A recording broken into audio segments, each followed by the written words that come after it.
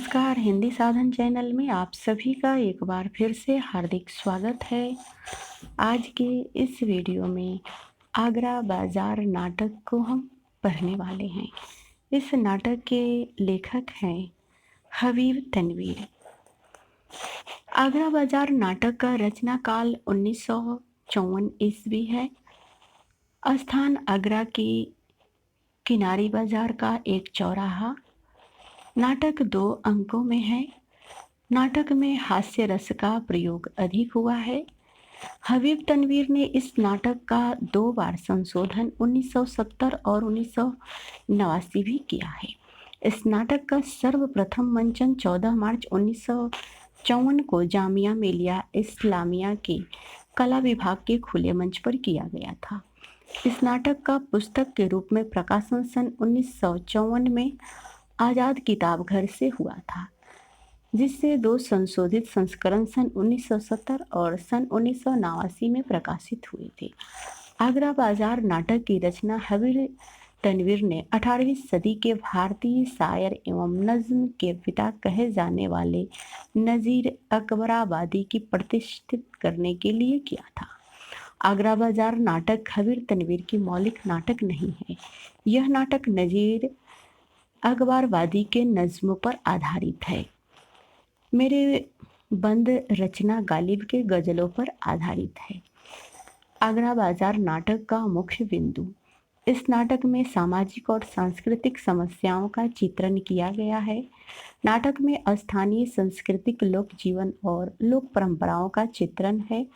Police व्यवस्था के कार्यशैली और व्यापारियों के दर्द का चित्रण है। व्यापारियों का दर्द इतिहास के फलक पर आधुनिक समस्याओं के रूप में चित्रित किया गया है।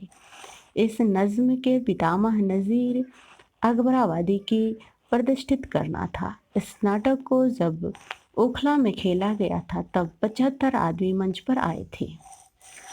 नाटक के पात्र है। नाटक में कोई भी पात्र मुख्य भूमिका में नहीं है। 2 अंकों में इस नाटक के पात्रों की संख्या बहुत अधिक है। पहला अंक के पात्रों को सबसे पहले हम देख लेते हैं। पहले अंक में है फकीर, लड्डू वाला, तरबूज वाला, बर्फ वाला, ककरी वाला, पान वाला, मदारी वाला, बर्तन वाला, अजनबी, शायर, हमजोली, कनमैलिया, कान साफ करने वाला, तज़किराविस, वृतांत लिखने वाला, ग्राहक, लड़का, करीमन, चमेली, करीमन हिजरा, चमेली हिजरा, नवासी, नाजिर की निवासी।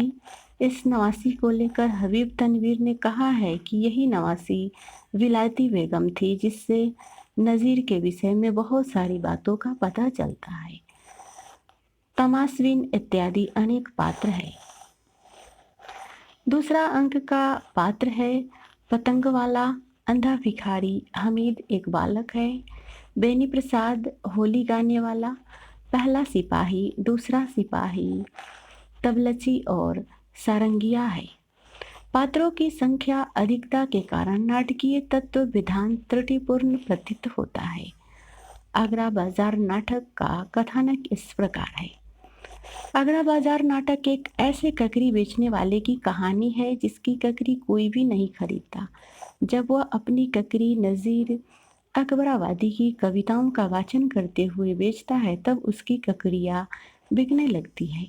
नाटक का आरंभ 2 फकीर शहर सुआबनगर की दुर्दशा का वर्णन करने वाले गाते हुए प्रवेश करता है और एक फकीर कफनी पहने हुए, एक हाथ में कशकूल भिक्षा पात्र और तस्वीर जपने की माला और दूसरे फकीर के एक हाथ में डंडा और लोहे का कड़ा है। दोनों नज्म पढ़ते हैं और ताल पर करे बजाते हुए बाहर चले जाते हैं। यह नज़ीर की कविता है। इस कविता में नगर के दुर्दशा का वर्णन है।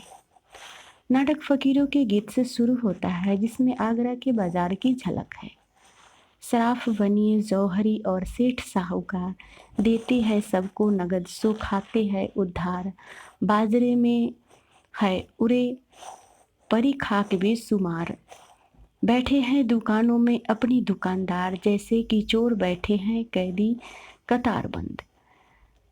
इस एक ही नज्म से आगरा के बाजार का पूरा माहौल सामने आ जाता है, जिसमें किसी भी व्यापारी का कोई सामान नहीं बिक रहा है। रोजी की मार है और भयानक मंदी है। बाजार में विभिन्न प्रकार के चरित्र हैं। ककड़ी बेचने वाला, पान बेचने वाला, लड्डू बेचने वाला। जैसा कि ऊपर कहानी के नाटक के सभी पात्रों को हमने देखा है, तो इस प्रकार से पात्र हैं जो यहाँ पे उत्सव भी मनाए जाते हैं और सभी पात्र किसी न किसी तरह से नज़ीर से जुड़े हुए हैं। इन पात्रों के संवादों से भी नज़ीर की छवि बनती है। यह भी दिखता है कि शहर में अदब से लोग जहाँ नज़ीर की हिकारत से देखते हैं, वही मदारी तवायफ ककरी वालों ने उनकी शायरी को कंठ दिया है। बाजार में सभी दुकानदार कुछ कुछ बोलकर अपना अपना सामान बेचने का प्रयास करते हैं, परंतु सभी दुकानदारों की स्थिति एक जैसी है। इनमें से किसी का भी सामान नहीं बिक रहा है। मदारी आता है, बंदर का नाच दिखाता है। सभी दुकानदार अपना सामान बेचने के लिए आवाज़ें लगाते हैं। इसी बीच मदारी वाला ककरी वाला पर क्रोधित होकर कहता है कि तुम्हारे ककरी बेचने के कारण सभी लोग चले गए, जिससे हमें भी कुछ नहीं मिला। इसी बात से आपस में लड्डू वाला, तरबूज वाला, ककड़ी वाला और मदारी वालों के बीच कुछ कहा-सुनी हो जाती है और इसी बीच नाटक में फ़कीर आता है। वह नज़्म गाने लगता है और फ़कीर का नज़्म सुनकर ककड़ी वाले के दिमाग में एक बात आती है। वह सोचता है कि क्यों ना हम भी फ़कीर की तरह नज़्म गाकर ककड़ी बेचने का प्रयास करें, जिससे लोग आकर्षित होकर ककड़ी खरीदने के लिए आए। नाटक में एक शायर हमजोली के साथ किताब वाले के पास आता है। वह शायरी करता है और हमजोली भी उसका साथ देता है। शायर कहता है, दिल्ली में आज भीख भी मिलती नहीं उन्हें, था कल तलक दिमाग जिन्हें ताजो तख्त का। किताब वाला कहता है कि वाह वाह वाह, सुभान अल्लाह। इसी तरह की बातें चलती रहती है। उसी समय वृतांत लिखने वाला किताब की दुकान पर आता है। दुकान पर बैठकर सबसे बातें करने लगता है। ककरी वालों ने शायर और हमजोली से कहा, कुछ नज्म हमारे ककरी पर भी लिख दीजिए, लेकिन उन लोगों से इनकार कर उसे नज़ीर के पास जाने का सलाह दिया। यहाँ पर शायर तज़कियानवीस से कहता है कि यह गरीब सुबह से आपकी राह तक रहा है कि आप आए तो आपसे दो चार शायर अपनी ककरी पर लिखवाए, लेकिन आपने उसकी बात का जवाब नहीं दिया। तज़किरानवीस कहता है कि मैं ऐसे वैसे से बात करके अपनी ज़ुबान नहीं खराब करना चाहता। किताब वाला कहता है, क्या मियाँ, आप भी मीर साहब के न नक्शे कदम पर चल रहे हैं। उनके बाद ये चारों मिलकर किताब वाला, हमजोली, शायर और तरकियाविन की लंबी शेरो शायरी होती है और इस शेरो शायरी की चर्चा के दौरान ये सभी नज़ीर अकबराबादी के शेरो शायरी की उपेक्षा करते हैं। नज़ीर अकबराबादी इस नाटक में कहीं भी पात्र के रूप में नहीं है, सिर्फ नाटक में उनका नाम लिया गया है। इसी बीच नाटक में एक तरफ से हिंदू टोली बलदेव का मेला शीर्षक वाली नज्म गाती हुई बाएं तरफ से घुसती है और दूसरी तरफ से सिखों की टोली मदह गुरु नानक की कविता गाती हुई घुसती है। कहते हैं कि नानक शाह जिन्हें वह पूरे हैं आगाह गुरु, वो कालिम रहबर जग में है, यूं रोशन जैसे माह गुरु। हिंदू टोली भी गाने लगता है, क्या वह दिलबर कोई नवेला है, नाथ है कहीं वह चेला है। ये टोलियाँ गाती हुई चली जाती है और तरकीवानवीस किताब वाले से कहता है कि यह ज़माना आ गया, देखिए कि कुतुब खाने में फ़ारसी की किताबें उनकी गायब हो रही है, नस्बे उर्दू में ही लिखे जाते हैं, फिर कोई क्या तज़किया लिखे और किस लिए। किताब वाला कहता है, खूब याद आया मियाँ, नज़ीर के लिए एक शागिर्द हाल ही में मेरे पास आए। उनकी नज़्म लेकर उन्होंने कहा कि क्या मैं आपकी रसूख से उसकी साया प्रकाशित करवा सकता हूँ। अब भला बताइए कौन पढ़ेगा मियाँ नज़ीर का कलाम। यहाँ पर फिर से एक बार नज़ीर को उपेक्षित किया जाता है। इसी बीच यहाँ पर करीमन और चमेली दोनों हिजड़े बाजार में आते हैं और दोनों कृष्ण के ऊपर गीत गाते हैं। ऐसा था बांसुरी का बजैया का बालपन, क्या क्या कहूँ मैं किशन कन्हैया का बालपन। इसी बीच में दरोगा आता है। दरोगा वहाँ पर बैठे लोगों के झगड़े के विषय में पूछता है और वहाँ पर दंगा फसाद क्यों और किस बात को लेकर हुआ था, यह कहकर दरोगा सभी दुकानदारों पर एक एक रुपया का जुर्माना लगा देता है। दरोगा बेनज़ीर के पास जाता है। इधर नज़ीर की नवासी दुकान पर आकर कहती है कि चाचा, नाना ने आम का अचार मंगाया है। पंसारी उससे पूछता है, कहाँ है मियाँ नज़ीर? शहर में अंधेरा हो रहा है, उनसे कहो कि इस जुल्म पर भी एक कविता लिखे। बैठे बिठाए हम लोग पर 1 रुपया का जुर्माना हो गया। यह कहकर पंसारी अचार दे देता है। नज़ीर की निवासी अचार लेकर चली जाती है और बाद में फिर नवासी आकर पंसारी से कहती है, यह पढ़ लीजिए। पंसारी कहता है, सुनो मियाँ नज़ीर, मैं कई नज़्म भेजी है। पंसारी नज़्म पढ़ता है। फिर गर्म हुआ आके बाजार चूहों का, हमने भी किया ख्वाइन तैयार चूहों का। सर पाँव कुचल फुट के 2 4 चूहों का, जल्दी से कचूमर सा किया था 4 चूहों का। जोर मज़ेदार है अचार चूहों का। वास्तव में पंसारी ने जो अचार दिया था उसमें चूहा मरा हुआ था। जब पंसारी खोलकर उसे देखता है तो उनमें से एक मरा हुआ चूहा निकलता है। यह देखकर सभी लोग वहाँ हंसने लगते हैं। नज़ीर इस तरफ के नज़्म लिखते हैं। वहाँ पर बैठे किताब वाले के पास सभी लोग इस नज़्म को सुनकर हंसने और उसका मजाक उड़ाते हैं। किताब वाला कहता है, ताजुब तो इस बात की है कि मियाँ नज़ीर शरीफ घराने के आदमी है। जाहिर और गद्दार भिखारी की चीज़ें गाते फिरते हैं। यहाँ उन्हें अपना ना सही अपने खानदान वालों की इज्जत का तो ख्याल रखना ही चाहिए। तज़किया-नवीस कहता है कि साहब, जिस शख्स की तमाम उम्र पतंगबाजी करने, मेले ठेले की सैर करने, आवारागर्दी और कामकाजी जुआ हो, उसे क्या शर्म हया। तब शायर कहता है कि सुना है अहद हबाब में यह आलम था कि बाजार के लौंडों के साथ गाते बजाते और कोठों के चक्कर लगाते थे। होली के दिनों में बाकायदा रंग खेलते और हर हर रस्म में शरीक होते हैं। अब शाम हो गई है, कोठे पर महफिल जमने लगी है। बेनज़ीर का बाजार सजने लगा है। वहाँ पर सुहादा आता है। इसी बीच तमाम सबीन भी आ जाता है और महफिल जम जाती है। यहाँ नज्म शुरू हो जाता है। बीच में दरोगा आता है। दरोगा बेनज़ीर के साथ मुलाकात करना चाहता है किंतु बेनज़ीर मना कर देती है क्योंकि वह पहले से ही किसी सौदा को टाइम दे देती है।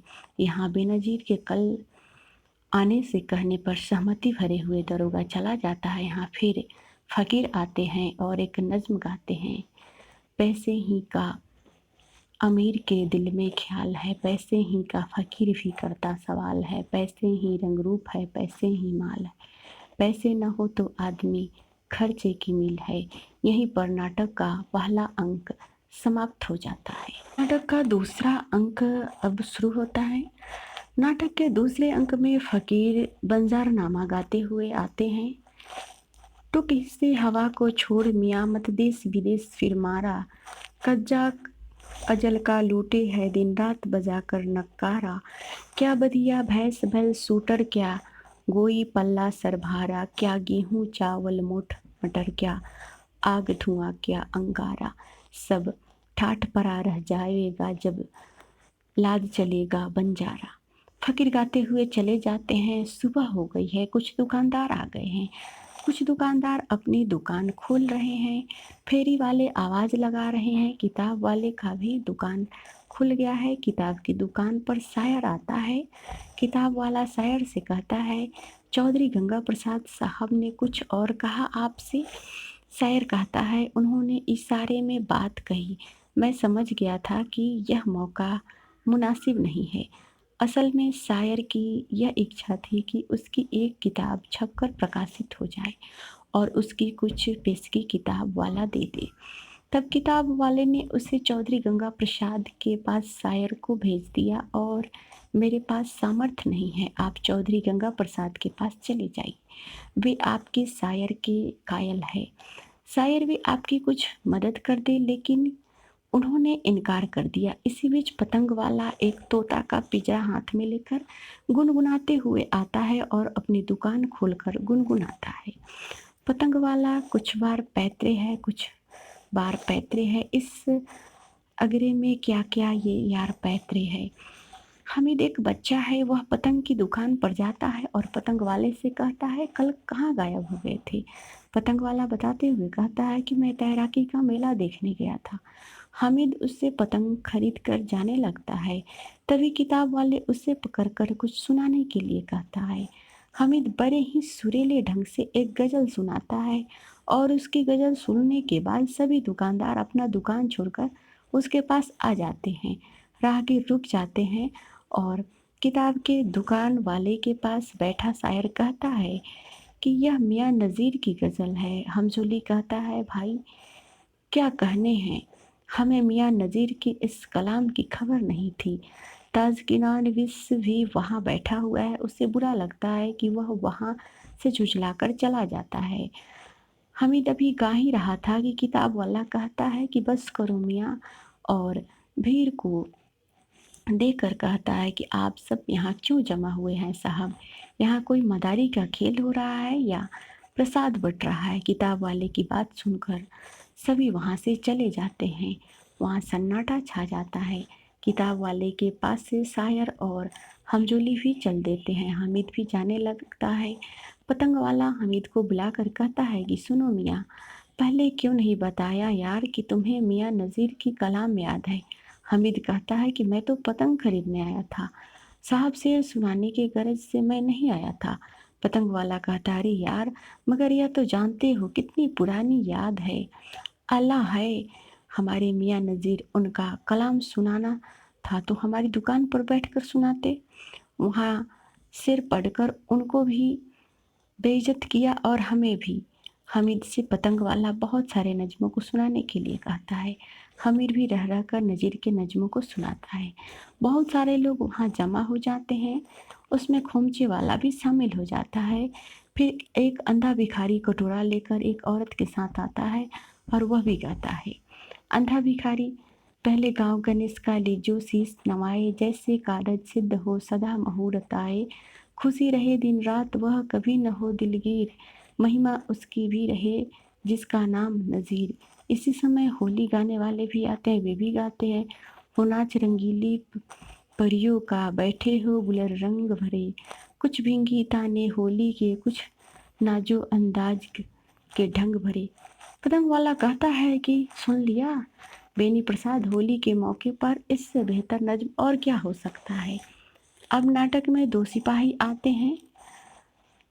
वह बेनज़ीर के कोठे के पास खड़ा होकर इंतजार करते हैं कि मजनू निकले तो उससे उठाकर वह ले आए, क्योंकि दारोगा जी ने उन्हें बुलाया था।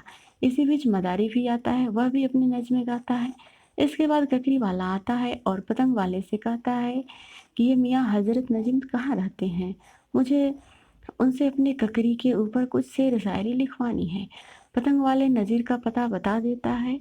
ककरी वाले नज़ीर के पता पर पहुंच जाते हैं। गंगा प्रसाद जो बूढ़े दुकान वाले हैं, वे पतंग वाले के दुकान पर आते हैं और उनसे कहते हैं कि मैं तो अब उर्दू फारसी की किताबों से पार पा लिया। मैंने फैसला किया है कि दिल्ली से अंग्रेज़ी ज़बान में एक अखबार शाया करूं। मैं आपसे यही कहने आया हूं कि आप भी यह धंधा छोड़ दीजिए और अखबार रसायल के काम में लग जाइए। नया ज़माना है, नए ज़माने के मुताबिक रविश इख्तियार कीजिए। किताब वाले और गंगा प्रसाद के बीच लंबी बातें होती है। किताब वाले को गंगा प्रसाद समय देकर चले जाते हैं। इधर बेनज़ीर के कोठे से सौदा नीचे उतरता है। सिपाही सौदा को पकड़ कर ले जाते हैं और उसे कहते हैं कि कल यहाँ तुमने फसाद कराया था, इसीलिए चल साहब ने बुलाया है। ककरी वाला दाखिल होता है, उसका चेहरा खिला हुआ है, होठों पर गाना है, उसके पीछे बच्चे शोर मचाते हुए कतार में अंदर आते हैं। वह गा गा कर ककरी बेचता है। ककरी वाला, क्या प्यारी प्यारी मीठी और पतली पतलियाँ है, गन्ने की परियाँ है, रेशम की टकलियाँ है, फरहाद की निगाहें सीरी की हंसलियाँ है, मजनू का सर्द आहे लैला की उंगलियाँ है, क्या खूब नमो नाजुक इस आगरे की ककरी, और जिसमें खस काफिर उस कंदरे की ककरी। इस तरह गा गा कर ककरी वाला ककरी बेचता है और उसकी ककरी खूब बिकती है। इस तरह तरबूज वाला लड्डू वाला भी गाते हुए आते हैं। दरोगा जी बेनज़ीर के कोठे पर पहुंचते हैं। वहां पर तबलची और सारंगिया भी है। उन दोनों से दारोगा बेनज़ीर के बारे में पूछते हैं। जब तक बेनज़ीर आ जाती है और कहती है कि मुझे आपका वादा याद है। दरोगा कहता है, मैं सुबह सुबह इसलिए आ गया कि हो सकता है आपके पास कोई और आ जाए और मुझे वापस कर दे। दरोगा और बेनज़ीर बातें करते हैं। इसी बीच फ़कीर आदमीनामा गाते हुए बाजार में प्रवेश करते हैं और सभी लोग इस कोरस में शामिल हो जाते हैं। कोरस दुनिया में बादशाह है सो भी आदमी, और मुफलिया गदा है सो भी आदमी, जरदार वो नवा है सो भी आदमी, टुकड़े चबा रहा है वह भी आदमी, नेमत जो खा रहा है वह भी आदमी, या आदमी को जान वो वारे है आदमी, और आदमी की तेग से मारे है आदमी, पगड़ी भी आदमी के उतारे है आदमी, चिल्ला के आदमी के उतारे है आदमी। इस प्रकार से गाता है फ़कीर। और जीवन की मूलभूत आवश्यकताओं के इन पहलुओं के साथ मानव जीवन की अनिवार्य नियति को यह नाटक संकेत करता है। सब ठाठ परा रह जाएगा जब लाद चलेगा बंजारा। जीवन के मुश्किलों के बीच यह नाटक जीवन के उन रंगों को भी पकड़ता है जो मनुष्य के जीवन में रंग भरते हैं। हबीब के द्वारा इस बाजार की तुलना भारतेंदु जी के नाटक अंधेर नगरी के साथ किया गया है। हबीब ने 19वीं सदी के आगरा बाजार का यथार्थ चित्रण करने की कोशिश की है, जबकि भारतेंदु ने 19वीं सदी के प्रतीकात्मक बाजार की संरचना किया है। आगरा बाजार में मंदी है, वहाँ कुछ नहीं बिकता है, जबकि अंधेर नगरी के बाजार में सब कुछ बिका हुआ है। तो आज के इस वीडियो में इतना ही। मिलते हैं अगले वीडियो में। तब तक वीडियो देखने के लिए सभी को बहुत बहुत धन्यवाद।